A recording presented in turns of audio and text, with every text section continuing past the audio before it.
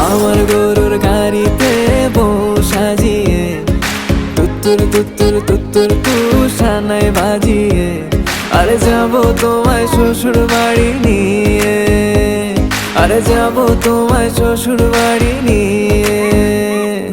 তোমার ভাঙা গাড়িতে আমি যাব না, কারো ঘরের ঘরানি আমি হব না, করব না তো কোনোদিনও বিয়ে। আরে যাব তোমায় শ্বশুর বাড়ি নিয়ে।